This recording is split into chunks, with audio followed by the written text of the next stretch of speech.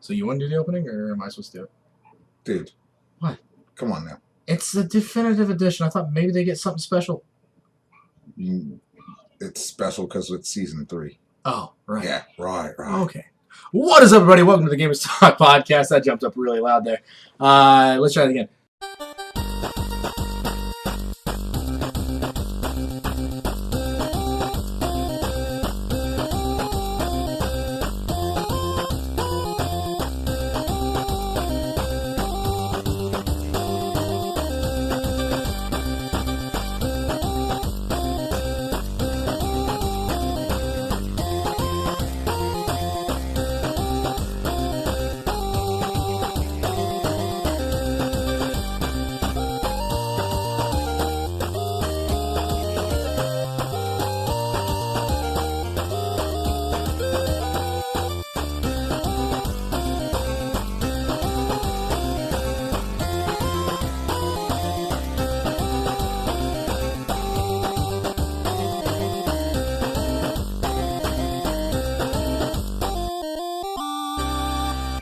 What is up, everybody? Welcome to the Gamers Talk podcast. I'm your host, TGT Rick. Back with me, as always, is the wonderful co-host who just recently had a birthday and spent it in a very, very fun place, which we'll get to in just a little bit. Kevin, how you doing, man? Welcome back. We've missed you. Hi, everybody. I'm old as shit now because I had a birthday. I need a walker and a cane and a bottle of Viagra just to survive. All right, I'm joking about the walker and cane part, but yeah. But, minor details. Reach out to him on Twitter, Instagram. I said you don't even have an Instagram. No, because I don't do Instagram. I just do Facebook. I'm pretty sure we've heard that line used the other way around. Yeah, that's what happens when you have millennials want to come up to you and try to add you on, or you say, "Hey, you should add me on Facebook so you know when I'm working." I don't do Facebook. I do Instagram.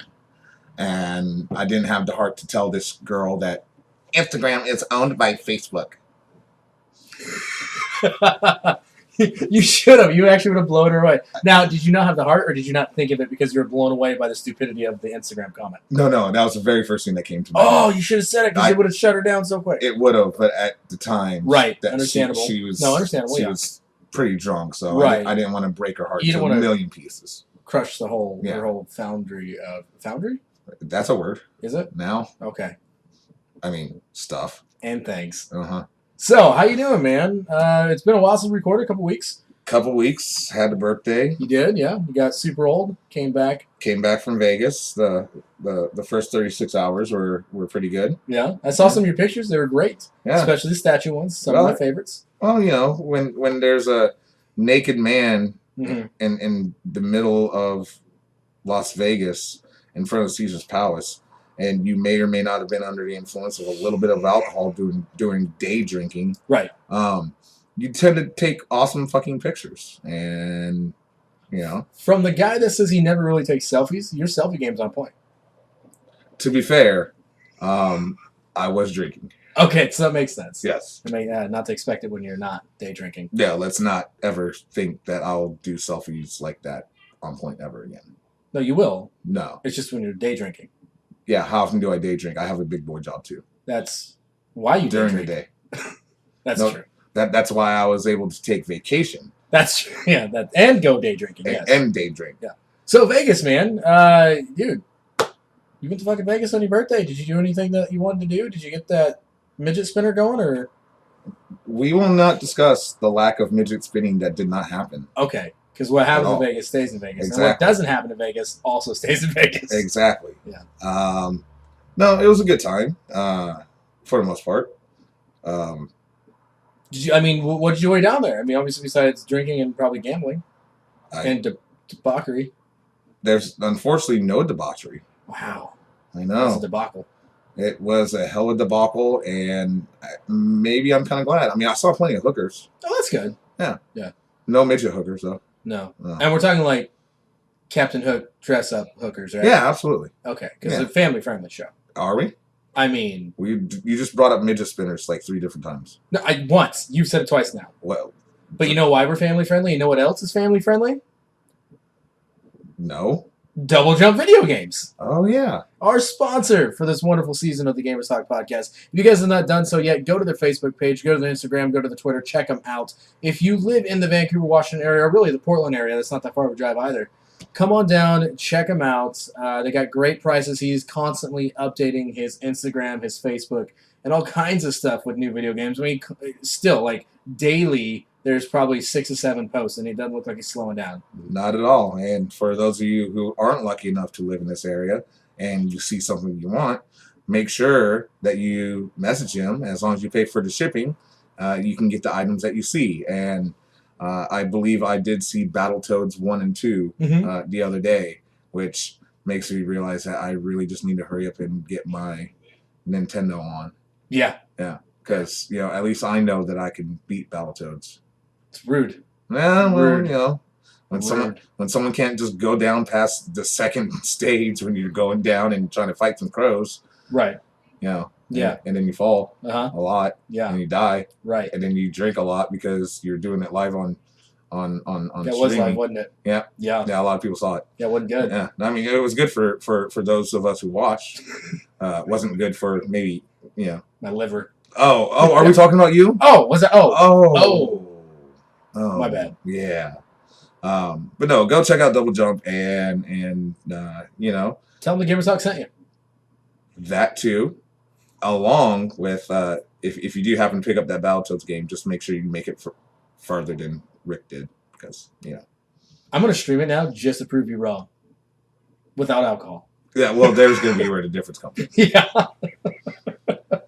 Anyway, sorry. Back to your week, my friend, or your weeks. Weeks. Season it. Yeah, there was a little rough patch there after day 2. I'm not going to get into too much detail. No need to. But overall, it was a good time, and I do expect to be back in Vegas and actually win money this time. But I brought $400 down to gamble with, and I left losing only $250. That's not bad. So I technically came out ahead because I didn't lose because that I intended to lose. Right. Well, that's good though. Yeah. That's good. So there's that. Well done. And then there's I had steak and lobster for my birthday. Nice. Where'd you go and eat for your birthday? Tony Roma's. And only you would go to Vegas and eat at Tony Roma's for your birthday. That's amazing. There's not any around here anymore though, is there? I have no clue. I don't think there is. But when there's a sign that says steak and lobster for $11.99 after 9 p.m. Woo. and when you're walking past this, it's 8:45 and you're hungry as fuck, and you go in, they give you a number, right. And then as soon as 9 o'clock hits, your number is part of the first group. They're like, hey, I'm like, how are there not more people here taking numbers for $11.99 steak and lobster? You're that guy that goes outside the door and like, hey, steak and lobster for $11. No, because then it would take longer for them to get the food to me. Ah, that makes sense. Yeah. So, the entire restaurant saying me happy birthday. How was that? Rather embarrassing. Did anybody get that on video? God, I hope not. Ugh. But Sad.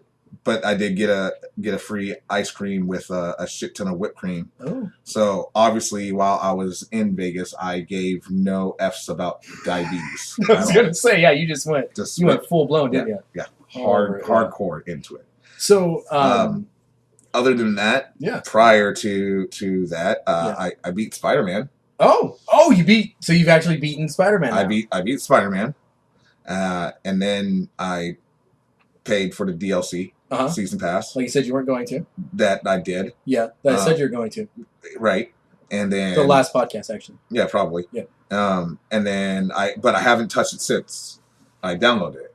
Because I also did a thing where I also bought Red Dead Redemption 2. Which I said you were going to do. Which I shouldn't have. Last podcast. Yeah, maybe. 2 for 2. Maybe. But then I had to make a decision in my life. And that decision... You had to delete something, didn't you? No, because I haven't even opened up Red Dead Redemption 2 yet. So the 2 discs are just sitting there? They're just sitting there. Wow. Because I don't want to make that decision to try to delete stuff off of my PlayStation 4. Yeah. But the decision I made is that from the time that Red Dead Redemption came out, which was October 26th, through the first of the year, I will not buy any more video games. I will not go to Best Buy. Well, okay, Christmas is coming up, so I might have to buy something for my nephew. Well, and you got Black Friday too, though. You don't want to miss on some of those. I don't do that. Well, you can like Best Buy. Most of them are all online now too. Yeah, but I don't. No, I don't shop. I'm not a shopper. Yeah, but if Best Buy has games for like $25, and then you add your gamers discount on top of that. No, because I'm not for the end for the rest of 2018. I will not buy a new video game. But now you're just wasting your gamers club. No, because it doesn't expire until June 29, 2019. So I still have plenty of time. Okay. Yeah, I have plenty of time before it expires. I have that date stuck in my head. Okay. So I mean to play some of the games that I've purchased over the last 12 years. So in other words, you're going to open up Michael Jackson's Move It, play that, and then... No, because that means I'd have to set up the PlayStation Eye that I bought that's still in there. Is it still in the same spot from the live stream with the 100th episode? Yes. Yes, it is. Or was it... In the packaging. Oh, yes. The GameStop packaging, too. Yeah. So there's that. It's like a time capsule in your bedroom. It pretty much is. But there, I end up making a row of games I've played and beaten that I've opened, and then another row of games that are still just, you need to play this or open this. So so when I bought a new game, like Red Dead Redemption, just went right on the top row. Smart. So in other words, what you're going to do is you're going to go play God of War for a little bit, get the Spider-Man itch, play the DLC of Spider-Man, come back, beat God of War, and most likely end up deleting God of War to put on Red Dead. Pretty much. That might be the plan. Yeah. So. Makes sense. Other than that, there was another tough thing to happen, and I'm not going to go into too much detail about it, but a good friend of mine had to lay to rest her 5-year-old. I don't know if it made national news, Sure it did. But after getting back from Vegas, I ended up going to the services yesterday, and it was kind of cool to see, like, not only friends and family of my friend come out to support, but it was also cool because it was a big story here in Vancouver, and there were over 500 people at the services, and wow. There were a lot of people that just came out for support. Didn't even know the family or anything like that. And I have to give a shout out to the Bikers Against Child Abuse motorcycle club, because they did a lot to help out my friend, and I can now never hear Baby Shark the same way again, because at the end of the services, they all the bikers got up on stage and did Baby Shark because that was one of her favorite songs. So I as much as that you're gonna play that still, I don't know if I will now, but because I don't want to bring up any feels for you. If you're not there, I'm gonna play the shit out of it, because now I know that Zane hates it too. Well, you named him out by name. That's awesome. Did. Yeah. But no, it was cool to see the community come together for something like that, and see how much this little girl touched the lives of so many people. She was actually the very first newborn I ever held in my life. Oh wow! And it got me to overcome my fears of holding newborns, because I have long arms. I've always said that if I hold a newborn, I'm going to drop him like a football.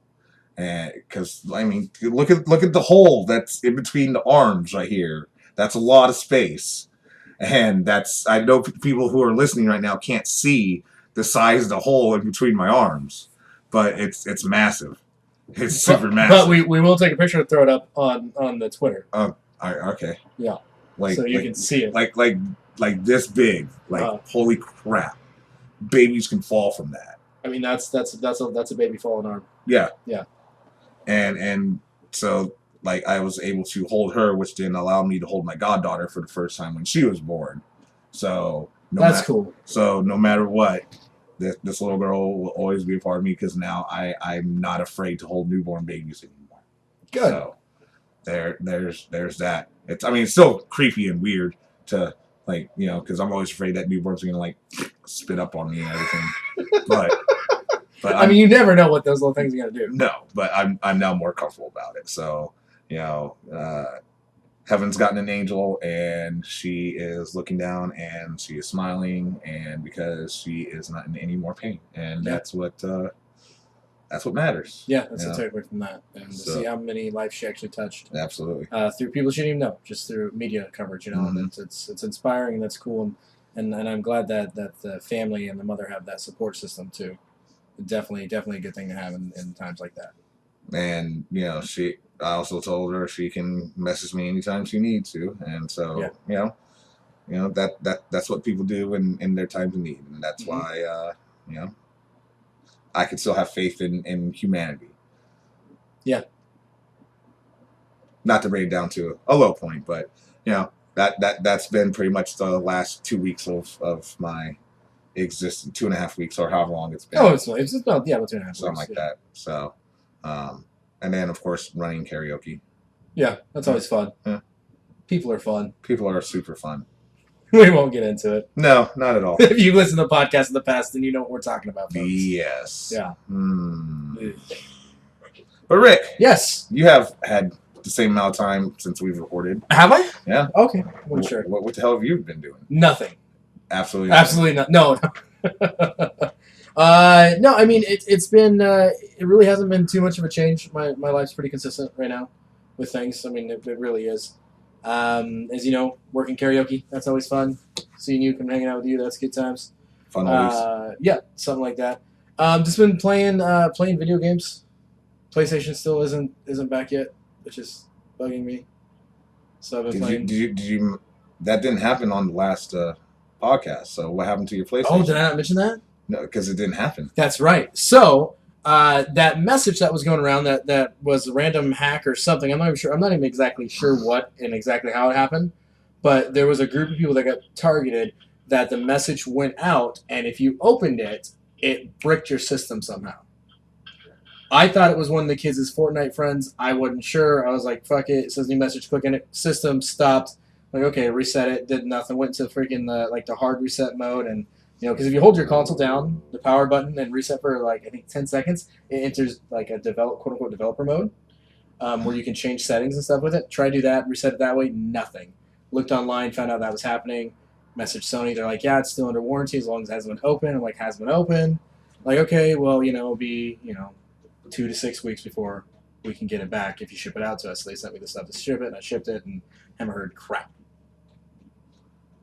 Well, at least it was a hack and not because of a red ring of death. Right, that would have been worse. Yeah, because the red strip of death. I don't know what it would be called. Wait, did this happen to your PS3 or your PS4? 4. Oh, no. It has the light down it. Yeah, it does have the light in the middle of it. Yeah. It's whatever it is. It's in Sony's hands now. And it wasn't Sony's fault. It wasn't. No, not like the red ring of death, which was Microsoft's fault. Yeah, which they've learned from. Hopefully. So I've been playing a shit ton of Xbox One. That's pretty much it. And that, Xbox One Game Pass is an amazing feature. $10 a month. All the Microsoft exclusive games that come out are on there available day one. And a whole bunch of, there's 150 games on there, and then monthly they add new games to it. And we're talking Fallout 4, we're talking State of Decay 2, the new Forza Horizon 4, all the Halos on there if you're a Halo fan, which I'm still not a Halo fan. I downloaded it and literally tried to play the first Halo remastered on there. And remastered! It's been a while since we had that. And I kept finding myself drifting off, falling to sleep. And I think I told you about this. I don't know if I told the fans this. Okay, so I was playing it out there. Amanda went to bed because she wasn't feeling good or something like that. It was a couple weeks ago. And so she went to bed early, and I was out there. I was like, fuck it, I'll play it. And I woke up, looked up with the controller still in my hand, and apparently I was just pushing the camera button, and the camera was just doing circles. So okay. So I try to refocus. I can get through at least the first level of Halo. I can do this. Oh my god, this is on the first level? Yeah, dude. Got through the first level, got to the second one, And then same thing, I kept finding myself dozing off. So then I tried playing it a couple nights ago. I was like, all right, I'll try it again because I gotta at least say I beat Halo. I mean, come on, right? Same thing, and I don't know why. It's not that it's a boring game. I can't get into Halo, and I'm sure I'm making so many people mad right now. But I can't. Forza played the shit out of that one, the Forza Horizon 4, because you know why? It's kind of like Need for Speed Underground. You do and go wherever the hell you want. It doesn't matter. You can't really damage your car that much if you run into a tree going 125 miles an hour. And seasons change. I mean, if that's the reason why you play Forza, then more power to you. It's more of a driving fun game instead of a racing simulator, which is nice. Although last night I was playing, and I was playing out there on the big TV, and I was just gotten the first, and it was like a type of drift style race. I just gotten into the first, and I suck at racing games unless it's Mario Kart or Crash Team Racing or WWE Crash Hour. Stop it. So I can go on. Stop it. And so anyway, and I'm playing it, and I just get into first, and the fucking apartment has a power surge, and everything resets. It's a sign. I was so pissed. Stop. I'm sitting there, and the apartment everything just goes dark. I'm like, it's a sign. Stop playing Xbox One and hurry to get the PS4 back. I'm trying. Yeah. But along with that, so yeah, playing some more of that. Been watching, watched the new Sabrina series on Netflix. Why? Because I watched the original one, and you've talked about it too. You've watched it too. I mean, not religiously. I didn't watch it religiously either, but I watched it when it was on. Oh, you're like 30 years older than me. I'm not 30. Okay. 10. Right? That's what I'm saying. I was 10 and you were 20 when it was on. You're not 10 years older than me. Yeah, I am. You are, aren't you? 38. Yeah. Good Lord. Come on. Damn. It's past your bedtime. I mean, it kind of is. You're lucky I made it out here. You made it out here on time, too. I was surprised. Because I love it. But no, so did that. Did Halloween. We had Halloween, obviously, within our off time. You worked, thankfully. I appreciate that. We went up to Halloween Town. Her mom got us tickets to go to that, so that was fun. It was busy. I can imagine. Busy. So we went up there, did that, got back in town in time to get a little bit of trick-or-treating done. Not much. Stopped by my parents' house and her parents' house, her parents' neighborhood because her parents are out of town in Hawaii. But I had a little bit of trick-or-treating done, so that was fun. Having a kid that goes trick-or-treating is amazing because you control their candy. Did you give her nothing but butterscotch? No. She still has her candy. We really haven't gone through it. Me and Amanda haven't, but we have picked and chose some of what we want out of there. It's pretty great. And this, ladies and gentlemen, is the reason why you don't trust Rick around candy. You're not wrong. Candy or nachos, I cannot be trusted. No. I will eat until I throw up. That's not true. I mean, it might be. I mean, you do have a Taco Bell less than a mile from here. So. What's... I feel really stupid about this guy. I know Taco Bell's close, but I didn't realize how actually close it was until we went and got Taco Bell 2 days ago. And because we were lazy and we ordered it online and then went and picked it up. Because if you've been to Battleground, you know everything here is slow. True. Eat fast food, you're going to at least wait 10 to 15 minutes. Which is not fast. It's not fast. And doesn't matter what you're getting. So we're like, fuck it, we'll order it online, see if that's faster. It was. But then she drove and we went back roads and it was literally like a minute and a half away. Yeah. I was like, this isn't good. She's like, you know, it's that close. I was like, no, this is not good that Taco Bell is literally that close. You could walk there. Well, I'm used to living by a Taco Bell. My old place had one that was relatively close, but not this close. Yeah, but now you can walk there. I can. Yeah. I could skateboard there if I wanted. Let's not do that. Okay. Why not? Because I'm not going to take you to the hospital. What? Well, that's rude. One. Rude. That's all I needed. So we did Halloween. That was fun with the kids. You worked Halloween. Then just been playing games, man. Not a whole lot. Really not. Nothing really exciting. Amanda took over my Xbox and was playing it most of last night and pretty much all of this morning, late afternoon, because she's playing Letter Quest Remastered, which is actually a pretty fucking cool game. It's a spelling game, right? I don't know if you ever played it. No. But it's super addicting because it's like in the style of like a dungeon crawler, but you have to get certain, spell words to do attacks. So it's a game that makes you think, but it's actually fun, and she beat it today. Started it last night and beat it today. All 30 levels, almost every star in the level, and got almost every achievement on the game. I actually tweeted them, and I'm like, thanks. TG Man, whatever, took over my Xbox One to play the game, and they retweeted, they commented back. Because like, oh my god. Like, somebody's actually playing our game. But no, it's a fun game. Check it out, folks. It's on Xbox Game Pass. I did download it because me and her have been playing games more, and I was like, this looks like something she might want to play. And yeah, actually, it happened last night after the power outage. Because afterwards, it scared the poop out of me, so I went to the bathroom. I come out, and she's playing Letter Quest, and I'm like, okay. And then we brought it back here, and she played it pretty much the rest of the time. I was like, that's cool. While you're sitting there twiddling your thumbs. So they're twiddling my thumbs, playing on my phone, yelling out words that I'm not spelling correctly. She's like, stop it! We gotta do that one! It's great. Try this one! C-U-N... No, that one's not on there. I mean, you can spell it, but it doesn't work. Oh. Dick works. What? Cum works. What? In both ways. Yeah. Sex works. Sexy works. Penis works. Well, I would hope so. What cunt doesn't work? You actually said that out loud. I did. Wow. Yeah. You know how many people we've just lost listening to us? Like 2? I'm pretty sure there's more people who do not like that word. Like people, you know how many people don't like the word moist? I mean, what's wrong with moist? I don't know. It's moisty. It's very moisturizing. Yeah. No, just people just don't like that, and so they're gonna stop listening because you use that C word. Oh, you know what though? If they listen to the podcast, their ears will be very moist afterwards with knowledge. I mean, hopefully they have a moist towelette to wash their hands with this.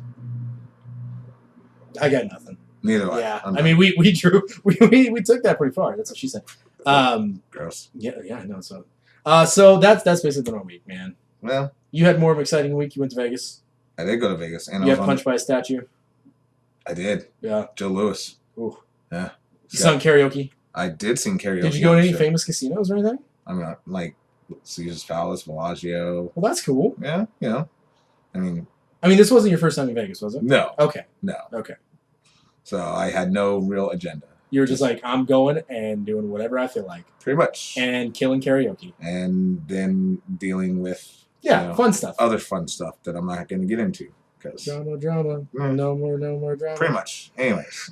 Anyway, moving on. Kevin, it has come to that time of the show.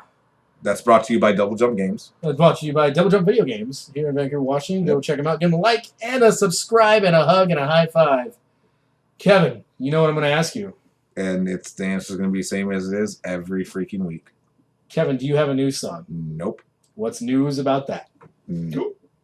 No? Nothing, but that was a really horrible pun. Yeah, it wasn't good. That'd be a great YouTube channel. News about that. No? Maybe. It wouldn't be good. I don't know. It's taken now. They've heard it and it's gone. Yeah. Fuck you, CNN. I don't know. Whoa. I don't know. It just seemed right. I mean, I feel like now... If you had a news song, that would have been avoided. Yeah, but now I feel like the only appropriate news song is do, do, do. And that's how we get copyright strike. Well, whatever. From the peacocks themselves. Yeah. So, over the weekend, Xbox held an event over in Mexico called Xbox 018. And what was that? It was every month they hold like like Nintendo does, like their Direct. This was their Xbox technically Direct, but it was with a live audience this time. And it was a bunch of nonsense. It was 2 hours of nothing, really. But Crackdown 3 finally got into fucking release date now. Finally. Terry Crews can finally stop bitching about the armor falling off of him. It'll probably get pushed back. It probably will. Yeah. But the trailer they showed multiplayer a lot. Folks, a hell of a lot of multiplayer. But anyway, the game is coming out now mid-February 2019. That's what we know. This is now, I think, the third or fourth time it's been pushed back because I thought it was pushed back to sometime December. Yep. Last time we heard. And now we're getting it mid-February. But one thing that's interesting to note, and I'll try it after we're done recording here, is on the Xbox Game Pass, because this is going to be a game that's going to be available on there when it comes out. There's a campaign, Crackdown 3 campaign, that you can download now. So I'm wondering if it actually is just the whole game, and they're working on the multiplayer, and they're going to delay it till then. I don't know. I'll figure it out and find out. I just want to blow things up with Terry Crews. I mean, I guess if that's like your main goal in life, you're on your way. That's what I'm saying. Mm. That's what I'm saying. Also at the Xbox events, they announced that PlayerUnknown Battlegrounds is now available on Xbox Game Pass. So if you spend $10 a month, like I was talking about earlier, you can play it, which I'm actually going to try it out because fuck Fortnite, and let's hope this is better. I know you've been wanting to play it so bad. You want to play PlayerUnknown. Yeah, and I want the exclusive rights for the Xbox to finally go away, so that way it can come onto the PlayStation. I wonder how long they're going to have it for, because usually it's like a year, but now it's been a while, like 2 years. Yeah, I mean it's been so long that even like your Jason mama thinks that your mama's gone? even Jason Mewes isn't playing it because he's playing Fortnite all the time. It's gross. Yeah, I know. It's gross. Fortnite all the is freaking gross. time. It's not good. So I feel that in order to get Jason Mewes back to playing PUBG. Needs to come to the PS. Needs to come to the PS4. Yeah. Just throwing that one out there, universe. Also, along with that, all of the ID at Xbox games, all their indie games are going to be on the Game Pass as well when they come out. Along with that, BioShock developers are back with a brand new game called Void Bastards. Yes. I don't know what to think about that. It is a strategy shooter inspired by BioShock and System Shock 2. In it, you guide a group of prisoners through a deluxe spaceship. So you're in space. Okay. Through a spaceship and a myriad of dungeons. So like it looks like Doom. But is it gonna be like freaky as hell like Doom? It's probably going to be freaky like BioShock. Weird shit like that and System Shock. Well, I still wouldn't play. I still didn't. Did you not play BioShock? I mean, I watched my, at the time, yeah, well, that's not a scary nephew. Game, though. Yeah, at the time I watched my 12-year-old nephew play it because I got it from when I was working at Blockbuster for cheap as shit because it was previously played, and I got my discount on top of it, and then I started playing it. Like, I was like, nope, this really isn't for me. And then my nephew came over for Christmas one year, and he's like, oh, look, you got BioShock. Let me play. I'm like, yeah, sure. And sure as shit, like, 8 hours later, he beat the game. I'm like, screw you, kid. I mean, that's impressive to beat BioShock in 8 hours. I haven't beat the first one yet. I could be wrong about the time frame, but it was it was within one day. Within one time of him being there. Essentially. Yeah, it was quick as shit. I mean, BioShock's a fun game. BioShock 2 is okay. BioShock 3 was one of the best, and it went away from the original BioShock, and I think that's why I liked it. Just like we talked about before in the podcast with the newest Mass Effect, the one that Andromeda, the one that basically bombed and failed everything and almost shut down BioWare. I loved that game because it wasn't a Mass Effect game. It was, but it wasn't. It was changed enough to make me hooked. Well, you can buy that for $19.99 now. So. Well, I mean, I can. Yeah. Or Sony also has it on sale for like $10. Oh, because you can wait for your Black Friday sales. Yeah, pretty much. Avengers Infinity. Well, we'll move on. We'll cover that one a little bit. Did you see that though? I can't. Did you see that? Well, I made it even bigger. Really? It was at 8 font. Now it's at a 14. Oh my god! I doubled the font for you. You know what? You've been teasing it way too much. Why don't you just read it? Okay, so as most of you know, Stan Lee passed away today. Yes. Which was a huge blow to everybody. I mean, he literally was one of those American icons that even, I don't know if you saw it, but we obviously everything on Facebook's about it right now, but even the U.S. Army's national Facebook page posted a picture of him back when he was in World War I, and then thanking him for his service and for everything else he did, which you don't see that ever. With as many celebrities and even, old war heroes that have passed away, you never see that. And he even DC Comics tweeted out something for him too, which was really effing touching because they pretty much acknowledged, if it wasn't for you, Stan Lee, we wouldn't be here. Exactly. Yeah. So yes. And you and I both have had the pleasure of seeing him live and meeting him. And did he have a panel when you went? No. No. Okay. I've been to one of his panels. The man's awesome. He loved what he did and he loved the fans. He was definitely a people person. He wasn't one of those ones that puts on an act like a lot of celebrities do that we've seen over the years. Right. We've been to enough Comic Cons and different things like that. We know. He truly, genuinely loved the fans and loved what he did and had a passion for it. And it's sad that he's gone. I didn't know he passed away until I saw that you changed your Facebook profile picture temporary to you and Stan, and then I saw a sad react on it, and I was like, oh no. Yep. And I went and looked, and sure as shit, I was like, oh.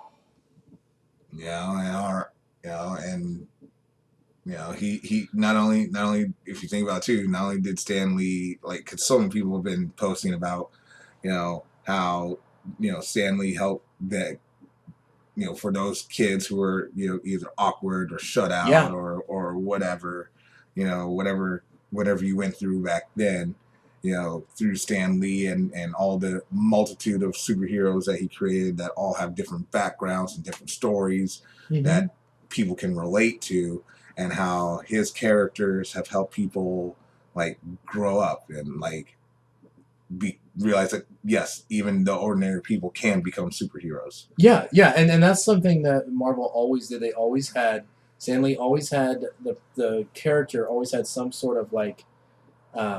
I was thinking about when you're saying it, and I went blank. I'm sorry. I don't want to say issue, but they always had something was going on. They always had some sort of either tragedy in their life. Tragedy. Hey, I can't say tragedy. I can't say that word apparently. What he's trying to say is tragedy. Thank you. It was a travesty that I couldn't say that word. At least you got that one. Yeah, well, somebody's got it. What I'm trying to... I'm going nowhere here. That's going to be edited out. What the fuck was I trying to say? I don't know. I don't know either. I don't even think that should be edited out. I was just trying to make it as a point of, like, every Marvel hero had something they were dealing with besides just their powers that people could relate to. Yes. And that's where Stan Lee touched so many lives, whether that be in comics, movies, video games, cartoons, whatever it was. And thanks to Stan Lee and Marvel, I mean, looking at how the scope of how movies are done now have changed. Thank you, Iron Man and Robert Downey Jr. But then even think back to, we will always have the most iconic theme song for superheroes for Spider-Man, which gets reused in some fashion, even in the Spider-Man movies, even a little bit in Spider-Man Homecoming, because it's just that iconic. But then you had in the 90s, you had the Spider-Man cartoon, the X-Men cartoon, you had Fantastic Four. So it's cool to just realize, like, just as much influence that one person had, and he wasn't a douchebag at all. And I enjoyed the 20 seconds that I got to meet him. Paid $125 for a photo op. Worth it. And it was just exciting to stand in line and be like, oh my god, he's right there, he's right there. And then they call you up, and then you hurry up, and you take the picture, and I'm like, thank you so much. And he looks at me and goes, good show. I'm like, oh, he talked to me. That's awesome. So, rest in peace, Stan Lee. And you will forever be ingrained, because for me, with great power will come great responsibility. And that's one thing that's actually been a quote on, if you think back to the good old AOL profiles. Yeah, that was a quote on my AOL profile as well. So, he's been part of, I mean, almost everybody's life in some way or fashion, whether you're a comic book nerd or not. Yep. Stan Lee had an influence over you, and it's sad that he passed. But with that comes our topic, which we'll get into in a little bit after we're done with the news. Give you guys a little spoiler, a little teaser, I guess. Our topic for today's show is going to be our favorite top 10 Marvel games. We had another topic planned out, but this happened. We decided to change it because it was only right to honor the late, great Stan Lee in some sort of way. And so that's going to be our topic. So be sure to stay tuned for that after the news. Continuing on with the news, what I was going to leave out, and now we're back to this news story, is Jay Russo confirmed that Stan Lee did film his cameo for Avengers Infinity War Part 2. Already. Nice. So that will be his last spot. No word if he actually filmed one for the Spider-Man yet. But he most likely did because that's done filming. Or, I would not be. I may or may not be opposed to keeping Stan Lee around with a CGI cameo. Wow. That's big for you to say. And we know how much I love how they do CGI work with people who have passed, a la Paul Walker in Princess Leia. And Princess Leia. And one of those two movies I really don't give a shit about. So and it still aggravated me. So that should tell you something. But I feel that Stan Lee would be acceptable for it. Yeah, it would. And I think that he would just look down and say, "Yeah, do it." So, with that, real quick, randomly off topic, what is your favorite Stan Lee cameo? Do you have one? Oh my God! Yeah, I know. I'm throwing you off on this one. We also, No, I mean all of them. Tweeted out the question to people, so I'm gonna see if we got any answers as well. Sure, why not? I mean, there's like, do you have one that sticks out to you more than others? I mean, I did you see what I commented on your post? No. Are our comments not going through to each other? Did we Maybe I don't know. I don't know. What'd you comment? I don't know. I commented on one of my because you posted the thing that had like all of Stan Lee's cameos except all the ones from Thor, which is weird. They had no Thor ones in there in that whole list. And so my favorite Stan Lee cameo is in Thor Ragnarok when he's giving Thor his haircut. Yeah. That is one of my favorite ones. I mean, there's also him in Deadpool where he's the DJ in the strip club. Yeah. Was he in Venom? Yes. Was he? Okay. I'm pretty sure. I wasn't sure because I know it wasn't. I mean, I know it was a Marvel movie, but it wasn't attached to. I'm pretty sure he was. Okay, I haven't seen it yet, so I wasn't sure. But then there's always his very first cameo in the X-Men movie. Yeah. That started the whole thing back in 1999-ish. No, 97. No, wait, when did that movie come out? You're going too far back. No. OG X-Men? Oh, no, that was 2001. Yeah. Sorry. No, you're good. Because Spider-Man came out 2 years later. A year and a half. Yes, Spider-Man came out in 2002 or 3. Somewhere around there. Yeah. I don't know. All of them. All of them? Okay. Just because it's just... people just... When you see a Marvel movie, you know it's going to come. Yeah, you come to expect it and you're looking for it. And you're looking for it. And so you get... And then when it finally happens, it's just such a good payoff. Yeah. And that's probably part of the reason why I would not be opposed to having a CGI Stan Lee cameo appearance in future Marvel movies. Fair enough. All right, moving on real quick so we get through these news. Five Nights at Freddy's, something we haven't talked about for a long time. Kind of went silent for a while. I mean, they were putting out games, it seemed like every month the guy was, and then just nowhere. Apparently there was a new game that was scheduled to come out. It's been canceled. The movie has been delayed as well, but they have signed with a AAA publisher, and that's all they're saying. So there will be a Five Nights at Freddy AAA game coming out. Never played anything, so... So there's that. There's that. Some sad news, a little more sad news. Netflix finally bids farewell to the original Wii. Also with that announcement, Nintendo is shutting down all streaming services for the console, including the Wii Shop channel, in January. The Wii is officially dead in January. I mean, the Wii was officially dead for me in, 2007 when I sold it to get my PlayStation 3. Or whenever that was. I didn't know Netflix still worked on the Wii. It's kind of funny. Go Netflix. I mean... First of all, whoever's still firing up their Wii to play Netflix really needs to be hit in the head. Right. Just saying. Well, with that announcement also came the announcement that Netflix is now available on Nintendo Switch. Finally. That's great. You know what else should be announced by Netflix? That you should bring back Luke Cage and Iron Fist. Just throw that out there. Yeah. No, but they're doing a Sabrina Christmas special. Right. Yeah, because there's that. Whatever. Also going on with a little bit more sad news, strategy games maker Prima, however the fuck you always say it. Is it Prima? Mm-hmm. I'm going Pima. Puma? Play shoes? Prima Games is no longer. Thank God. All those... really? Yeah. You know how I feel. I know, but every strategy guide ever made, I'm pretty sure it came from that company. No, that's false. I mean, I said almost every other. Yeah, that's still false. There's other companies back when you were a wee lad. Yeah, where are they now? Nowhere. They outlasted them all. Because they outlasted the internet for this long. And finally, 2018, they're finally like, we can't do this anymore. Because they realize that nobody's buying strategy guides. And it's funny when you go to like GameStop and they're like, here, would you like the strategy guide with your pre-order? No, I wouldn't. Like when I went and picked up God of War, they're like, oh, well, I happen to have one of the extra strategy guides. Would you like it? And it's like $30. I'm like, no, I'm good. He's like, well, usually you had to pre-order these, and I have one left. I go, I'm all right. Like, I don't want a strategy guide for this game. We did a show about strategy guides and cheats. Remember, is cheating okay? And we also added in the strategy guides with it as well.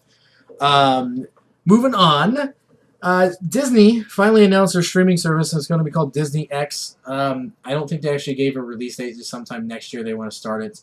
But along with that came out that Loki is going to have a limited series for the streaming service. So there's going to be a limited Loki series. There's going to be a Star Wars Rogue One spinoff coming as well. Barf. And it's been reported that Marvel is bringing a Winter Soldier / Falcon series to the Disney streaming service as well. You know what else they should bring to Disney streaming services? Luke Cage and... Damn right. Luke Cage and Iron Fist. I wouldn't be surprised if we do see that. It better happen because, you know, you can't... I mean, no spoilers. Blech. No spoilers. Yeah, no spoilers given. Spoiler is a Spider-Man spoiler. Sure. Yeah, sorry. Continue. But there should be no reason for the way they left the end of those seasons. Both of them season 2, I believe. Yeah, because Luke Cage season 2 just came out a month or so before they announced that it was canceled. Both of the end of those series, or for the seasons, well, I guess series. Left it open for the next season, and so basically Netflix just Super Mario Brothers movied me. Well, no, because they gave you a sequel. They just didn't give you. Did they give me a sequel? Well, yeah. I mean, Netflix did. You got season 1 and 2. Oh no, I thought you meant I got a sequel for Super Mario Brothers, which I'm still waiting for. But now I could potentially wait forever to get season 3 of Luke Cage and Iron Fist, and so just Disney. I bet we're going to see on the Disney service because I hope so. Disney is slowly pulling out of Netflix. They're slowly getting out of there because their contract's finally up. They're slowly moving out. They're moving more toward Hulu, but that's because they own Hulu. Let's say just bring back Luke Cage, Iron Fist. You know what I'm saying, on your new streaming services, and I'll pay money for that. Maybe. You heard it here, folks. Kevin will pay money to watch Luke Cage Season 3 and Iron Fist Season 3. Maybe. Potentially. Along with that, some more movie news. I know you're loving all these remakes they're announcing. One that stuck out to me is Shrek and Puss in Boots are being rebooted. Dumb. By the same people that made the Minions by Illumination. Dumb. Which is also working on the Super Mario Brothers movie. Dumb. Well, now maybe we don't know if it's dumb yet. But along with that, and I don't have it on here, news broke that Disney is rebooting Pirates of the Caribbean. That's what they were saying. And Johnny Depp is not going to be part of it because he says he doesn't want to be. And fans are freaking out about it. And to me, why would you want to be part of it? Why, if you're Johnny Depp, why would you want to go and reprise your role as Captain Jack? When they're basically saying, hey, you know, these last 10, 11 years, 12 years of playing this role, we don't really like it. We're going to reboot it, but we want you to play the same character, kind of. It's no surprise that Johnny... And people are like, well, I'm not going to watch it. Johnny Depp's not going to be in it. Like, well, what did you expect? You really think when a company announces a reboot of a movie, they're going to have the same actor play the same role? No, they're going to get someone stupid like Zac Efron to do it. Oh, don't do that. Yep, just put it out there. He hasn't been doing anything for a while. I know. Maybe Michael Cera. No. Tell me more about her. Yeah, Toby needs work. Yeah, somebody hit up Toby, please. We're looking for intern Toby if you're interested. Unpaid. Last two bits of news, and we'll end it here with the news. Final Fantasy 15 is officially dead. Kevin. I mean, it's not dead. No, the character DLC has been canceled, and the game director has quit the company. I mean, it's not dead. I mean, I still have to play it, so I mean, it'll live in my heart. You do still have to play it, but it will no longer.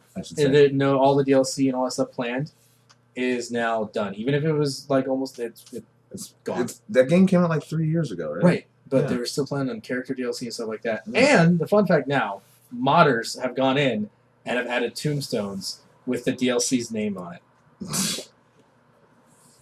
Because why not? Because why not? Last bit of news, Red Dead Redemption 2 had the largest opening weekend for any entertainment product in history, managing to sell 725 million copies in just 3 days, beating the previous record held by Grand Theft Auto 5. I mean, there's still... AKA Rockstar Games. Yeah. Is money. And I may be part of that group who helped the sales. Yeah. But That's again, no more. insane, though. $720 million at $60 a pop. Dude. If you figure like roughly $60 a pop for the game, unless you get all the deluxe or bullshit like that. I was in line at Best Buy. Like, I was like, okay, they said I can get here at 9. Let me get here at 8:55.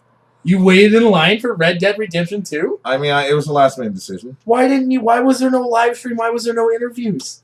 You did interviews for the Switch and had people lick things live. Yeah, but this is Red Dead, and I wasn't thinking. And, It's okay. And Forgive you. I get there, and I'm like, no, this should take like a couple minutes. Oh. No, there was like a line, like a real line.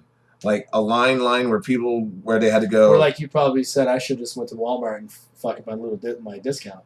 No, because I No. still picked up the game for like technically like $26. You used the rest of your gift card? I had a gift card, $20 gift card, Uh-huh. and Gamers Club. So Nice. Yeah. Nice. so that's So why take it's that, different. Rockstar Games. But at the He same, only got 20 of his hard-working dollars. 27, but whatever. Yeah. But at the same time, I had to actually like wait in line for like I probably waited in line for like half an hour before I was Wow. able to like actually Wow. physically purchase the game. Did it bring back memories of those days when waiting in line for midnight releases? No, it just aggravated. Just the shit out of me. aggravated you now that you're only like, Yeah. I don't have fucking time for this. I'm going to grab this game and I'm going to play it anyway right now. I just want to get it because I thought it was going to be quick. But fuck, now I'm already in line. I'm in Portland, so. That's Yeah. pretty much the exact thought process I went through. Whew. Yeah. Hey, your Saints. How about them, huh? I mean, We didn't really talk about it much during your weeks, but you beat the Rams, so good job. Yeah, way to not beat the Rams, Seahawks. Twice now. That's twice now. Hurtful. The Rams didn't look good, though, against the Hawks. I'll give them that, because the Hawks are not good this year. We're not good. I know. And the Rams didn't look good either. And I was like, oh. But We get Green Bay. We get Green Bay on Thursday, so. I don't give a crap about Green Bay. I'm worried about the number 1 seed. Yeah. That's all, because Yeah. we're 8-1.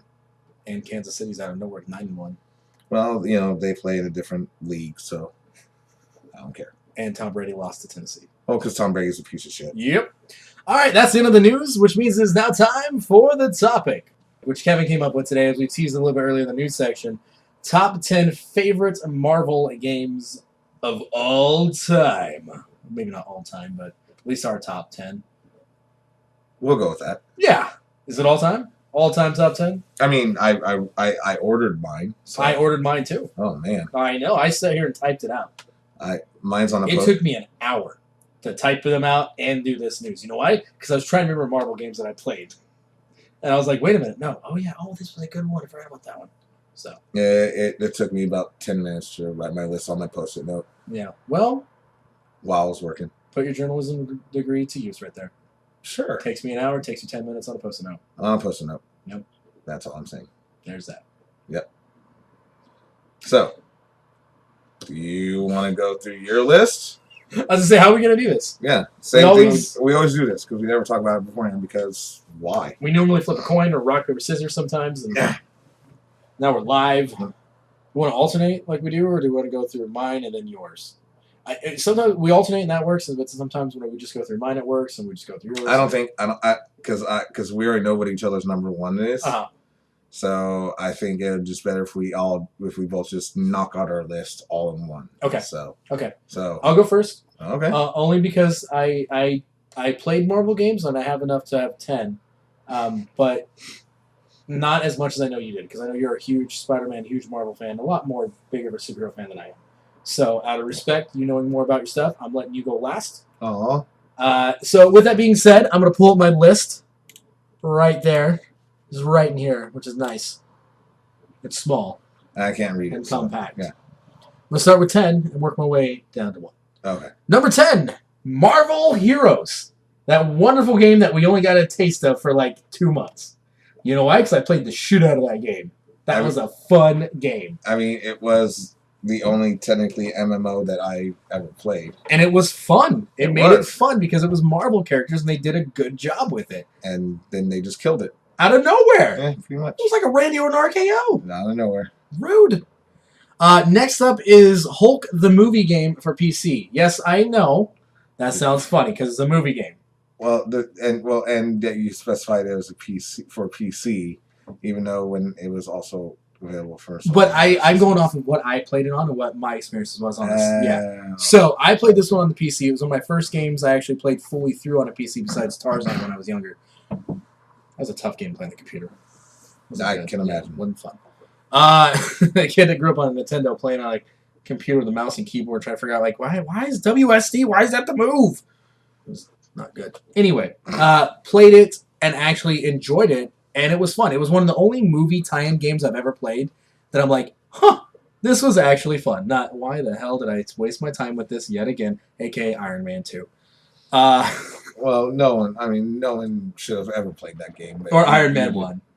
I don't even know. So Iron Man 1 was on the PS3 was hard. I couldn't get past like the 5th level because it was a stupid mission where you had to fly and keep taking out missiles from some sort of nuclear towers you had to protect. It was fucking played like Superman 64.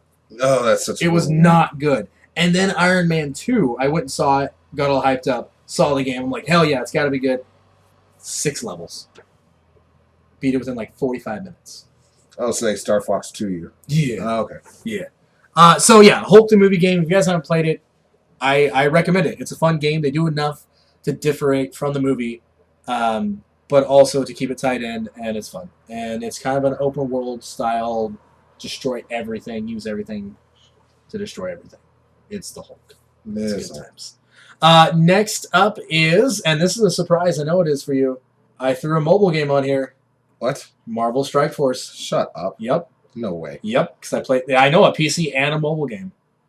So, number 8 is Marvel Strike Force. Because I played this shit out of that game. Got in the beta, played it, got maxed out my level.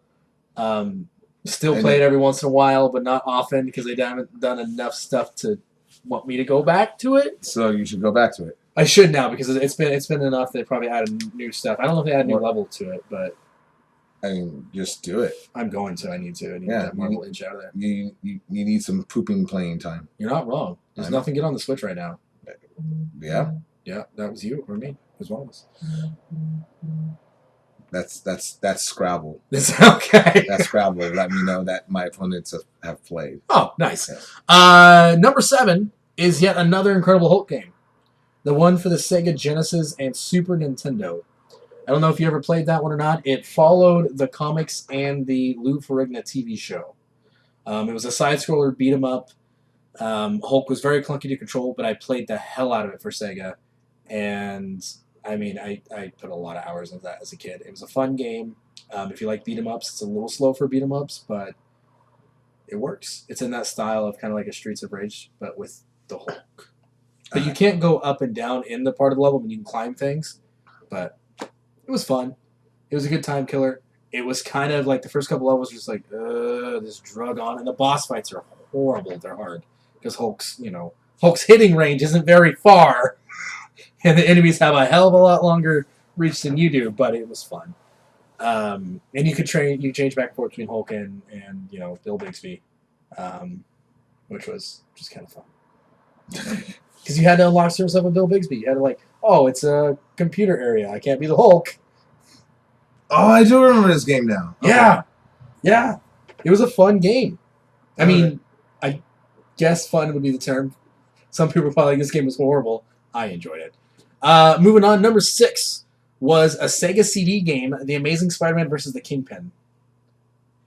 I don't think I've ever played that. They released it for the Sega CD and the Sega 32X. That's the reason why I haven't played it. I remember not a whole lot about the game. I know I never beat it because it was really, really hard. But I got to Kingpin a couple times. But it was a side-scrolling Spider-Man game, very early on in the Sega CD lifestyle. So it was still kind of Genesis graphics, but just computer music and movie, animated for the cutscenes. But it was fun, and it was a very good time killer. I played the hell out of it. Easily my favorite Sega CD game that I had. Didn't have a lot of them, which I still had that console. But I played the hell out of it. Next up, number 5, another one's going to surprise you. Lego Marvel Superheroes. You know how I hate Lego games. I can't stand them. This game is the first game I bought digitally for my PS4 when I got my PS4 because it was on sale for like $20. Oh my god.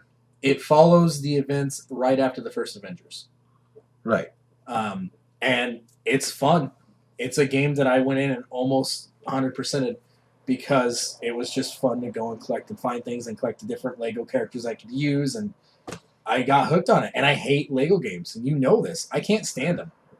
But once again, Marvel making me like fucking mobile games and Lego games and a PC game on this list. God, and a Sega CD game on this list. God, I wish someone would record this so we can have proof that Ricky is a human being. Don't get me started on that. Next up, at number 4 on my list, Marvel Ultimate Alliance 2 for the PS3. It came out on the PS2 as well, but I never played on that. But I played on the 3 because it was better graphics. Oh, hell of a lot better graphics. And that game was, if you guys haven't played it, it's available on the PS4 as well. I don't know if they ported it to the Xbox or not, but I know they remastered the game. I'm pretty sure it's on Xbox. It probably is. But that game, if you guys have not played it, I highly recommend checking it out. It's pretty cheap to find a copy in the PS3. It's like $20. PS2, you're looking a little more because that was a rare game because, again, it came out later in its life. But it's an RPG where you can select up to 4 heroes. It's kind of a top-down. I don't want to say Diablo style, but it kind of is. Go Smash TV. Yeah, like a Smash TV style game, but with Marvel characters. And if you did certain teams, you got certain bonuses and stuff like that. It was really fun. I love that game. I never beat it. I need to go back and play it. I really do, and actually finish that game. Sounds like you have the Kevin syndrome. I do. Moving on, number 3 is a GameCube game, and that is Marvel Nemesis Rise of the Imperfects.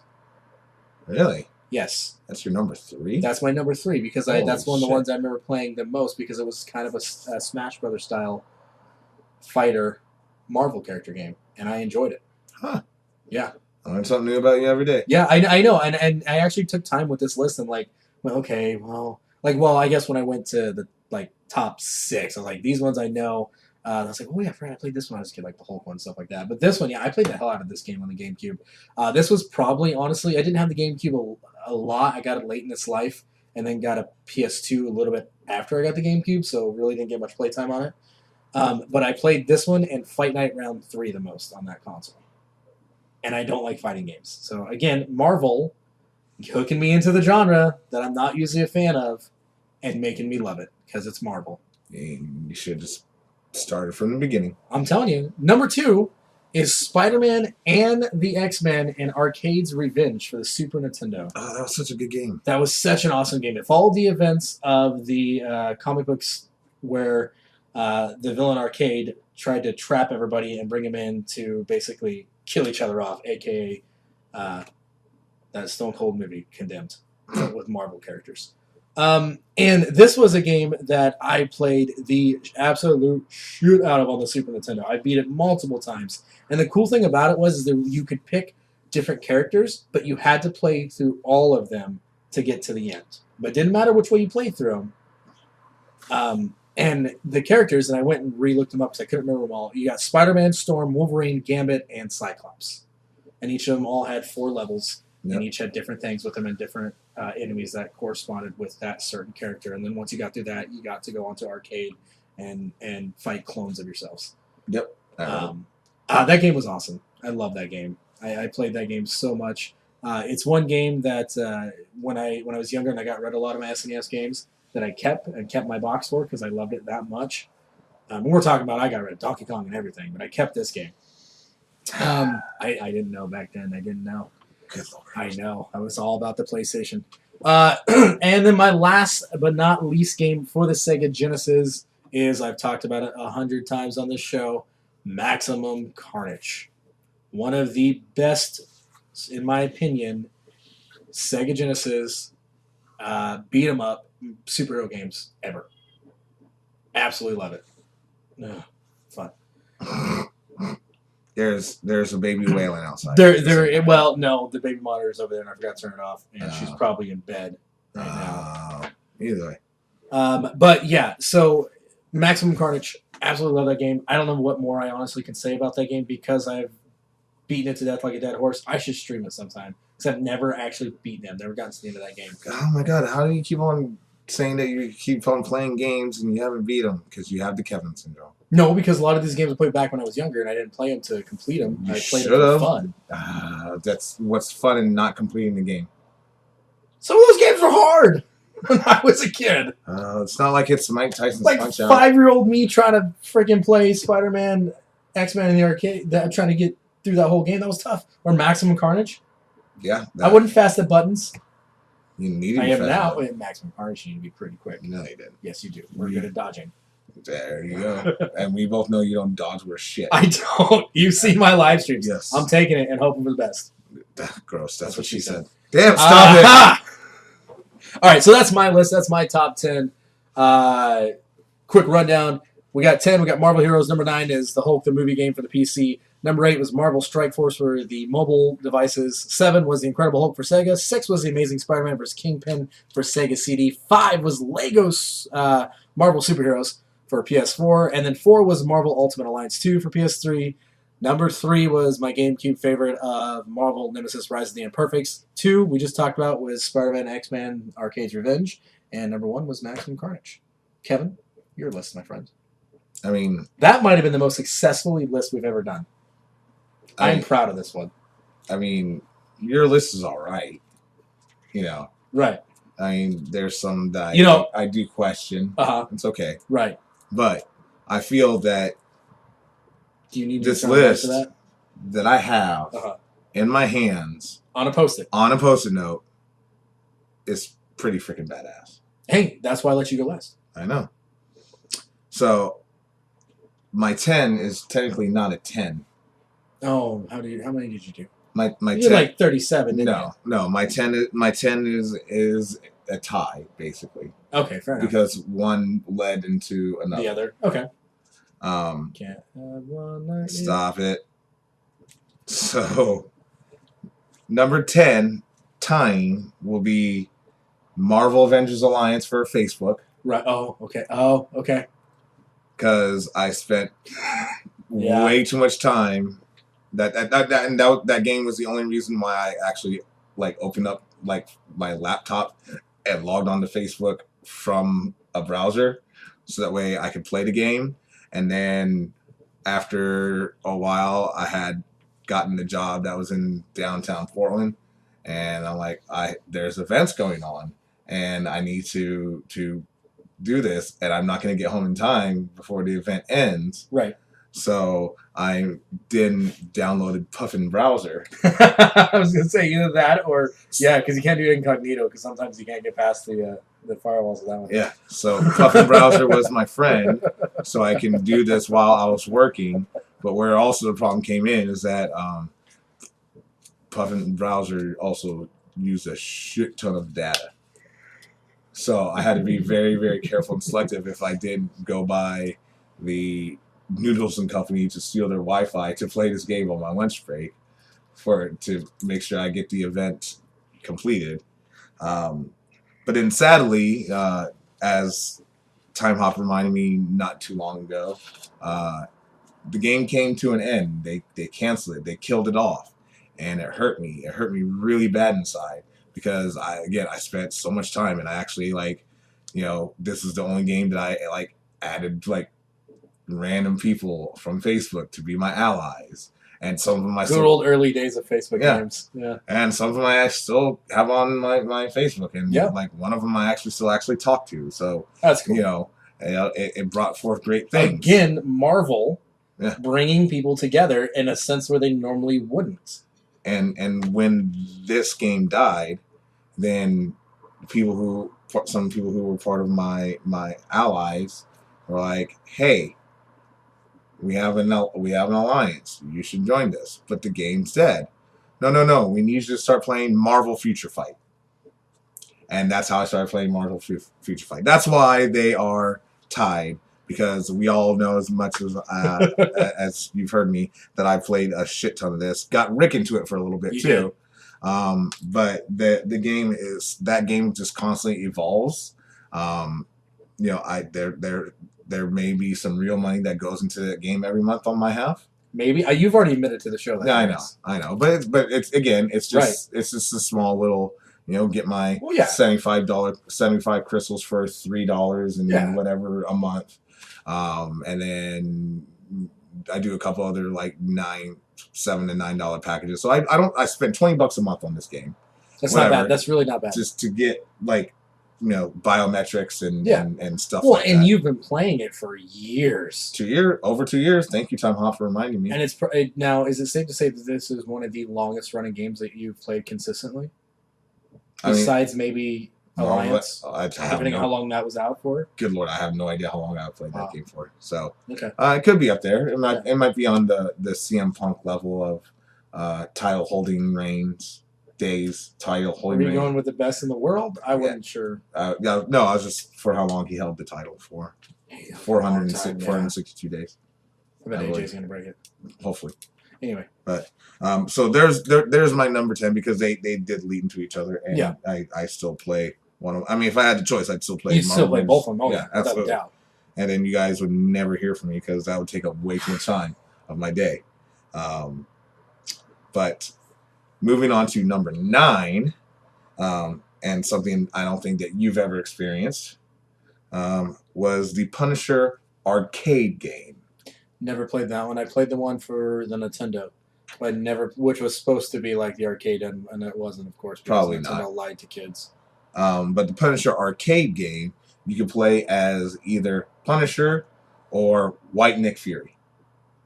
Yeah, a lot of people don't know that Nick Fury was a white guy before he turned into Samuel L. Jackson. Yeah, people forget that. And so and it was just one of those games, side-scrolling. Lots of bombs, lots of guns blaring, lots of kicks. I saw that game. I saw the Punisher machine at Portland Retro this last year.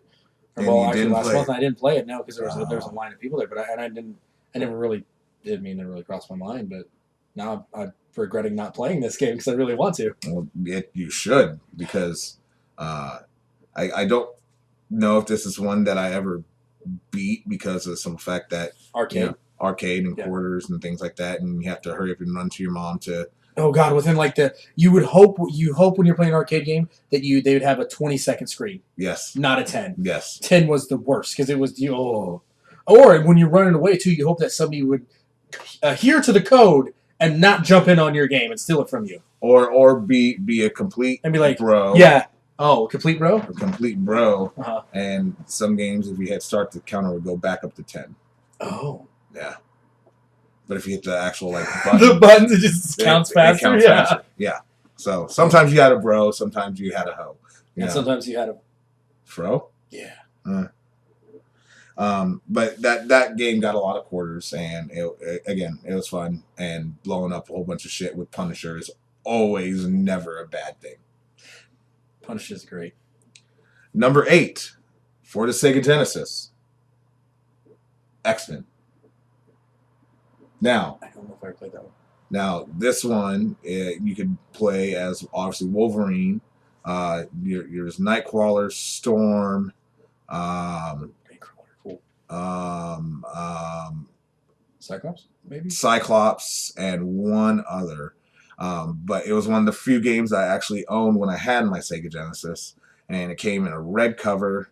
And just the artwork was just for the lack of better terms, badass. Yeah. But that was my first introduction into the X-Men, and I have no idea. I can't even remember how I got the game or why the game was graced to me.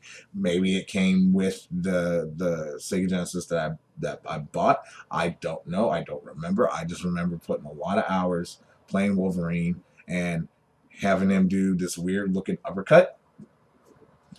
And because he got his claws out and he's doing a weird uppercut as one of his moves, and it's just it didn't look right, but it was 16-bit and it still didn't matter because it was that's all we knew besides arcade cabinets back then. And I'm pretty sure that the final boss was Magneto, but makes sense. But it's been a while since I played it, so but I know I played the shit out of it because I owned it. Right. Number 7 is another arcade game. And it's actually Spider-Man, the video game. Now, there's been a couple different Spider-Man games that have been out there. Just a couple. But this one was one of the very first Spider-Man arcade games where you had a choice of playing as Spider-Man, Hawkeye, Black Cat, or the Submariner. Random ass characters. Right. Have no idea why they decided to put those 3 together. Well, Black Cat, I understand. Black Cat has a history. Yeah. Hawkeye, no idea why. Yeah, because back then, Avengers wasn't a thing yet, right? No. The Avengers were a thing. Did they make them simple by then? Yeah. Okay. Yeah, well, Avengers have been around for such a long time. Right. But we're talking arcades, so we're talking like 30 years, though. Right, but Avengers have been around in comics for way before then. Right. Well, I knew that. I knew it was in comics before the movies. And I know, and Spider-Man does have interactions with like a shit ton of superheroes in New York. So, but as far as why Hawkeye, don't really know. Don't really care. The main question is how the hell do you hook up with the Submariner? Yeah, that doesn't make sense. Who's from Atlantis, and he's basically Marvel's answer to Aquaman. But the game's fun. Spider-Man was always the one to play, and the second person that you'd play as, in my opinion, would be Hawkeye because he had the arrows. And you could stand from one side of the screen to start hitting the button. Spamming the arrows, the arrows and killing the on the other side. Nice. And I just know that, again, that was another game that got a lot of quarters from me. And can't remember if I've ever beat it because... Again, quarters. Quarters. Mom! And then, hurry up, Mom, and then you'd be really shitty when you went to an arcade that actually had tokens. Oh, you better hope nobody's buying that token machine. Yeah. Because you might be able to hurry up and Mom, give me $0.25 and $1. Yeah. So you can run in, put $0.25 in to reset the timer, go get more quarters from the machine. So fucking people standing and get tickets for skee ball. You're like, come on, just get the hell out of my way. But that's going to also lead into, since we spoke of Hawkeye, that's also going to lead into my number 6, which is again another arcade. But this arcade was actually ported to the Sega Genesis, I believe, and a couple other consoles. I don't think it came on the Super Nintendo. It might have. No, it was on the Super Nintendo. But it's Captain America and the Avengers. Yeah, that's on. I played that one on the Super Nintendo. And that one, Iron Man looked really bad. I don't know. It was basically like his Mark 1 suit from, if you envision the movie. But it was colored. Iron Man colored? No, it was white. Was it white? It was just white, and he looked weird and creepy. It was. Yeah, he looked clunky. Yeah, it wasn't good. Hawkeye was in there. You could play as Hawkeye. You could play as Cap. Always play as Cap. And the final boss was Red Skull. And lots of quarters. You could throw rocks, pick up rocks and throw them. I'm like, but why, Cap? You have your shield. Just throw your shield. You don't need to pick up this rock. That's too much animation for him. Yeah, but whatever. But you still got to use your shield as an attack. But I just can't remember. You pick up the rock, and then like the rock, it looked like the rock. Not like, do you smell what the rock is cooking? Not the Dwayne Johnson rock. Not the Dwayne Johnson. I was hoping so. But the rock that you picked up from the ground with Captain America, it looks like that he's like as far as I remember, putting it on top of the shield. And throwing it with the shield? Oh no, I think it just threw it and then he had put his shield back, but as you walk. But yeah. But like, fuck, we can't edit this out. How can we make this look okay with the sprites? and they somehow made it work. And that again, lots of quarters.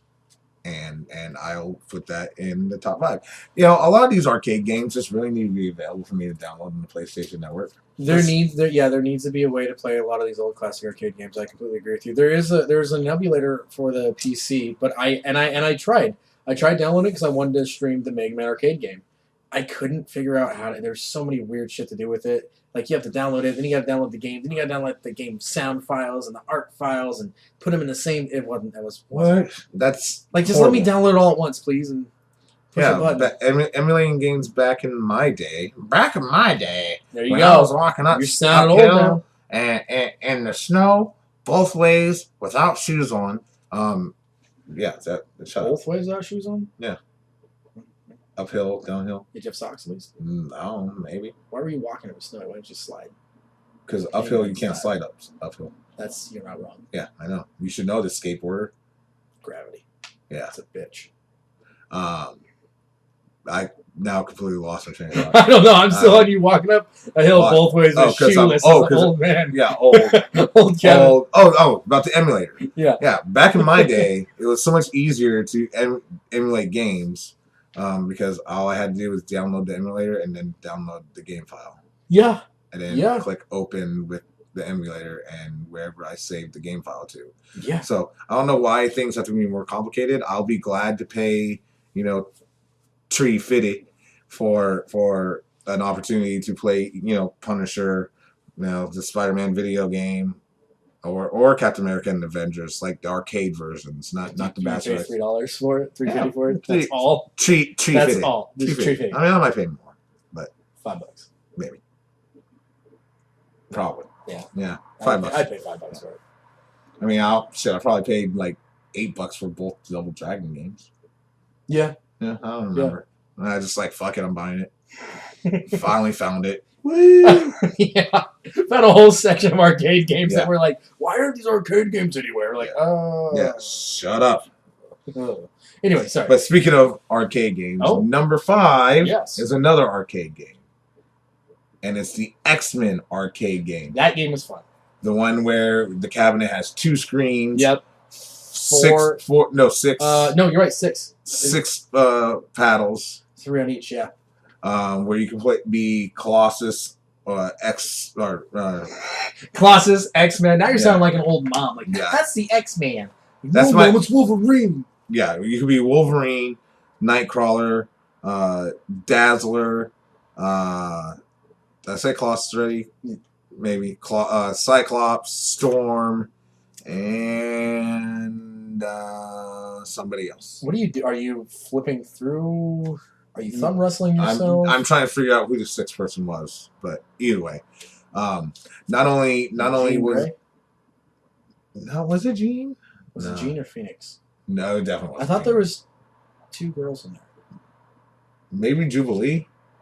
Maybe I don't know. Anyway, but again, that's one that I have beaten because other people had quarters, and for this game we would all just go and just make sure, okay, we got $5, fuck it, we're putting the entire $5 in, getting quarters worth, and we put them on the goddamn arcade. But you can't make sure that you get too wild when you're playing and hitting and moving the joystick because the quarters will slide down off the plexiglass onto the ground. But then back in 2000, 2001, my buddy John Rico bought that arcade cabinet and had it in his garage. Nothing but free play for this game. So this game has been beaten many times, by us. So sweet. And again, I can never have an arcade cabinet here. You know why? 33 fucking stairs. Yeah, well, I mean, you gotta install an elevator. I mean, for that, yeah. Pulley system out the back deck. That's I wouldn't trust that. No, probably not. But the for anyone who's ever played this game, you've gone to an arcade, gone to a retro gaming expo, barcade, a barcade, and it's there, and you haven't played it. Play it. What the fuck is wrong with you? Do it now, right now. Oh, I just did that on the podcast. You did. Sick. You know, I would say stop listening to us and do it, but no. Put your earbuds in, take us with you, and continue playing. Yeah, that's a good idea. Oh, I got nothing else. Portable. Well, I have 4 something else because that was my number 5. Right. Number 4. And I've talked about this game many times. I think I know which one it is. That you don't remember how it really went. But Spider-Man 2 for the PlayStation, GameCube, 360 maybe, probably. Or Xbox. I can't remember which one. Probably Xbox. Yeah. But this game was, again, as I've said many times, so great because it was the first Spider-Man game where you get an open world. Yeah. Where you can swing around all of New York and not be guided by a rail. Mm-hmm. So, essentially, yeah. And then it also introduced missions and things like that, Grand Theft Auto style. So really the precursor to what the new Spider-Man game is. Pretty much. I mean, it's just basically a giant overall upgrade. No. Spider-Man for the Marvel Spider-Man. Yeah. Okay. All right. Well, yeah. It's just that damn good. If you took like a blueprint of Spider-Man 2, mm-hmm. and then you took the new Spider-Man game that just came out and you like try to compare them, it's like comparing. Well, no. What I meant is that was the first Spider-Man game that was open world that had missions, which basically led to what we have now, the new Spider-Man game. No, but there have been other Spider-Man games since then that have missions. Yeah, that's what I mean. Like this one started it, and then it's gradually worked its way up to what we have now. Oh, okay. You didn't make that as clear. Oh, my bad. Yeah, that's why I was confused. But it's okay. You still forgive me? No. Oh. Well, I mean, maybe season 4. Maybe season 4, I'll forgive you. But just again for that fact. For that fact alone, that game changed how you can play as Spider-Man. Has to be in my top 5. So that was number 4. Okay. Number Trace. And that means 3 in English. Number 3 is another arcade game that finally got to the consoles in some way, but Marvel vs. Capcom 2. Probably one of the. I almost had it on my list. It's one of the greatest fighting games of all time. Yeah. Of all time. Yeah. You know, and not to take any credit away from things like Mortal Kombat, because I'm going to say things like Street Fighter. Right. But, I mean, Marvel vs. Capcom is made by Capcom. Who made Street Fighter. So it's really not good to compare Street Fighter to Marvel vs. Capcom when it's made by the same people. So that's why. So you meant like Mortal Kombat, Smash Brothers, Killer Instinct, things like that. Dead or Alive. Those are fun games. Soul Calibur. No, not a big Soul Calibur. Me neither. Yeah, I mean, I got to play as Yoda one time. I got to play as Link one time. Weird. But other than that, not a big Soul Calibur fan.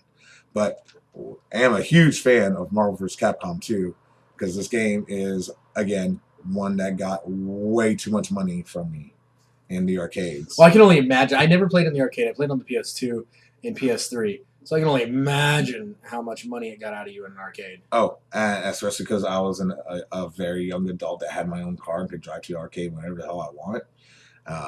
And I had jobs where I had money and I could, not have to run and ask for quarters from mom. Yeah, exactly. You had your little satchel with you full of quarters. Film container. Nice. Roll. Yeah. I mean, that's not sketchy back then. No, they didn't put black man. Yeah, walk around with film containers. You're like, no, I promise, it's just arcade quarters. Promise. But then you just got my dimes in. What? But then nothing made me more happy when that game finally got ported over into the Dreamcast. Oh, I never played the Dreamcast version. And But I think that was on there first. that was the first one to do it. Yeah. And my buddy had a Dreamcast, and then to realize, holy crap, the Dreamcast controller really sucks for this game. and I can only imagine, yeah, because you're used to the arcade version, so you're used to the buttons on that compared to the controller. And that's part of the reason why like Marvel vs. Capcom 3 was difficult, and Infinite is still wrapped. So that's another game that it's on the top shelf. I only played 2, and then Origins. They re-released the first one called Origins. Well, and that's what made it so difficult, because Marvel vs. Capcom 2, like this game was the result of Marvel vs. Capcom, and then there's Capcom versus Street Fighter before that, and then X-Men Children of the Atom, I believe. Was the fighting game. Yeah. The X-Men fighting game. Yeah. And then, obviously your Street Fighter beforehand. And then like Street Fighter 2, like all Street Fighter 2, yeah, exactly.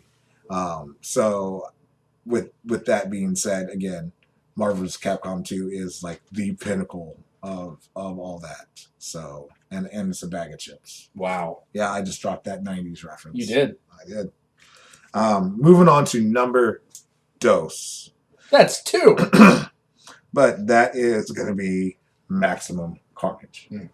And as Rick has already discussed, many of hours into this game, his was on the Sega Genesis, mine was on the Super Nintendo.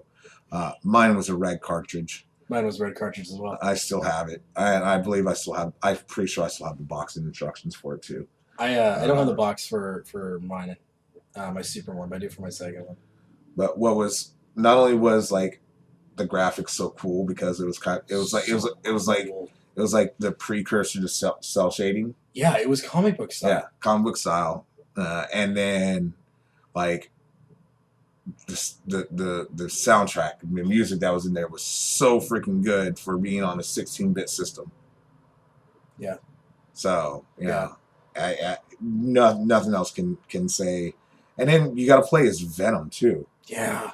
And when you get a throw out his goo to like instead of webs, it sounds so dirty. No, but you're right, dirty. because you start as Spider-Man. Yeah. And and then you surprise he plays Venom. And when you were talking about that, when you brought up Maximum Carnage again, I was thinking in my head, like, I want to play this game. I want to play as Venom with the Venom song playing. Do it. I need to. It needs to happen. It's going to happen. It has to. But yeah, I mean, once if you haven't had a chance to play it, you have to. Find it, either buy the real cartridge of it or enebulate it. Do something. The game is amazing. And also, nice tip is when you're getting hoarded by enemies. I did that on purpose. Okay, just let people know. Yeah. Enemies. If they're coming at you straight ahead, if you just tap just a little bit down, on your controller, you can still punch and kick the shit out of them, and they'll miss every single freaking punch and kick they throw at you. And then sometimes some fucker will come up from the back. I hate when they come up from behind. Yeah, and then attack you. So keep that in mind when you play that. And then keep the music in your mind. And then also make sure you use your cloak and dagger as a help. Who else was the assist? Cloak and dagger. They would come out and do the whole screen, make it black, and take away all the enemies on the screen. There was Electro, maybe, for some weird reason. I think so, because there was I can remember the animation. Yeah. Was it Electro though? I don't know. I'm gonna say it's Electro, but either way. But yeah, it had everything. It had team ups. You got to team up with Venom. You gotta play as Venom, and then you got to try to beat the shit out of Carnage multiple times. So yeah. I remember the first time I got the Carnage, I was like, all right. And I beat him. I was like, oh, there's more of the game. I was young. I was dumb. Well, I mean, now you're just old and dumb? Yeah. Okay. Yeah. Good that we established that. Yeah. And then finally, for my number one. Yes. And I'm pretty sure that everyone, once we heard what the topic is, knew what the hell my number one is. but it is Marvel's Spider-Man for the PS4 because holy shit, people. Like, this game is just absolutely amazing. Like I said, I beat it within the last whatever time we recorded. Yeah. You know, last 2.5 weeks. And what's really messed up is that before there's only like 2 games that ever almost made me cry. One of them being Final Fantasy VII. Now I have to say that there's 3 games to ever almost make me cry. And I'm not going to go into spoilers because I know that it's still fresh, yeah. Super fresh, and I don't want to open up any wounds for those of you who know what I'm talking about. And I don't want to spoil shit for people who may play the game. But you're talking about me, aren't you, again? Yeah, probably. Yeah, I'm right here. Oh, okay. Yeah. I can see your gestures now and your mannerisms. But this game was so well put together. The actual voice acting is amazeballs. Even when you go find one of his many backpacks that he left around the city, which I don't know why you'd leave 55 backpacks around the city. For the hell of it. But when you collect a backpack and it gets some memento, like the rhinoceros nose for a rhino. But then the voice acting, there's voiceover for every freaking item that you collect. That's cool. And it's like, oh, I remember this, and if I didn't, this is what also helped me to make improvements to my suit and blah blah blah or whatever, cool. whatever the case may be. But I've easily put in like 40 plus hours into this game because I try to do all the side missions, and now I have the DLC at my pocket that I may or may not start soon because I'm getting the itch to find out what happens in the heist is what it's called, where with Black Cat in this DLC, and the next one comes out in like a couple of weeks. It does, maybe. Yeah, I think it comes out like the 20th. Yeah, or something. Anyway, but great for Sony for working on 3 years. Great for them to push it back and do this game right. And even though it still gave me feels, which pissed me off. It pissed me off because games should not give me feels. No, they should, man. That's what good game does. No, it shouldn't. No, that's what good game does. does. No, because I'm strong like bull. I'm a man. So you cried at Spider-Man. I did not cry. Tears did not roll down this face. What, that side maybe? Nor this side. I'm pretty sure I would text you saying Spider-Man made me tear up. I'm pretty sure that it did not. I said almost make me cry. Tearing up is not crying. Oh my goodness. It's just because it doesn't run down your cheek doesn't mean it's not crying. That's not crying. Gosh. I'm just saying. You're like, I never cry. You're just like constantly just wiping your eyes off. Pretty much. I'm a man. I'm a man's man. You don't get that WWF reference? Anyways. Because I'm the Mountie. Anyways. But yes, number 1 is Marvel's. And it's for that to jump to my number 1. With all those games. All the games that not only I've listed, but games I've also played. Yeah. Where does this rank among games you have played? Not just Marvel, but games in general. Is it within your top 5 probably? Spider-Man? Yeah. Marvel Spider-Man? Yeah. Yes. Wow. It has to be. Wow. I mean, it's just so good. And we're talking, folks. This is, and not saying you're old, but this is 38 years of video game. Yeah, we're talking even Commodore video game playing. Yeah, Commodore 64 and Amiga computers. Yeah, and this is now in your top 5 overall favorite game. That's insane. It says a lot. It really does. And yet again, that's Marvel for you. And it's not a spoiler, but it's a spoiler.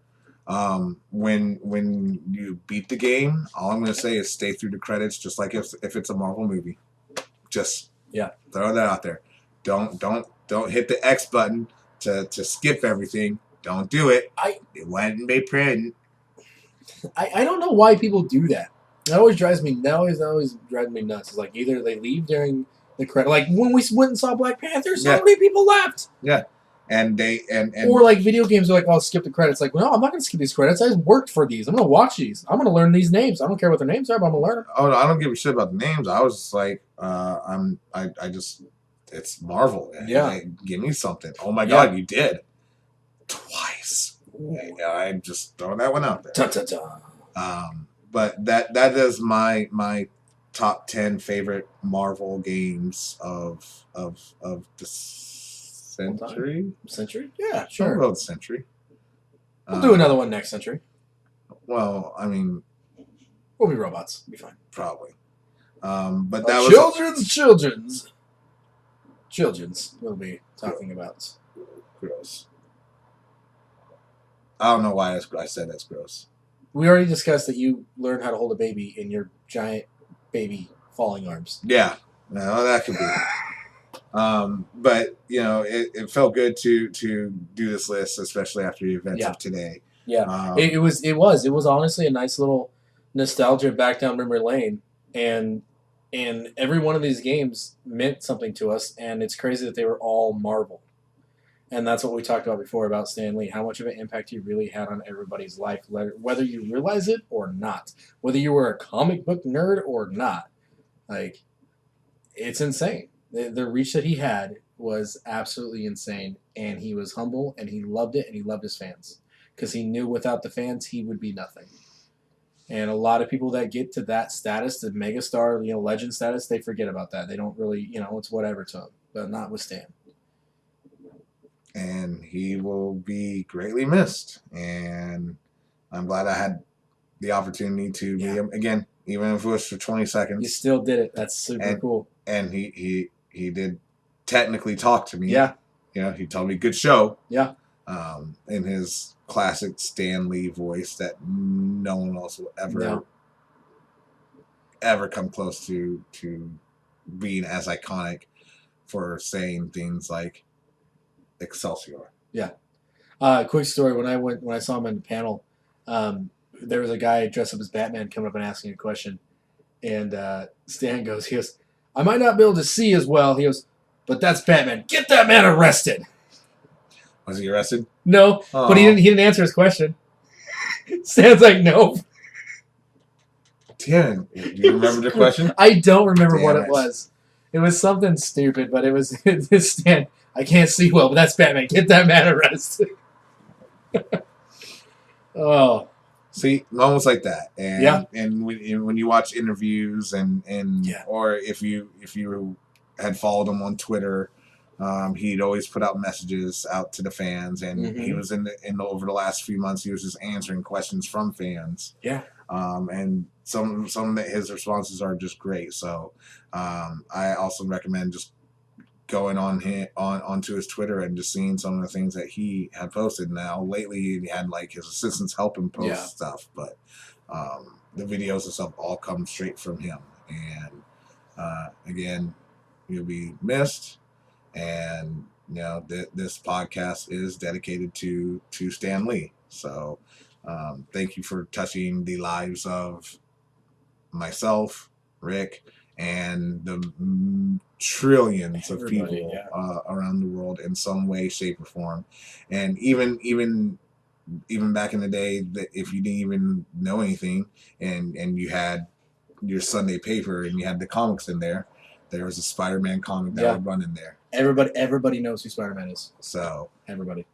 So with that, I know Rick's going to ask me one thing. Yeah, Kevin, final words.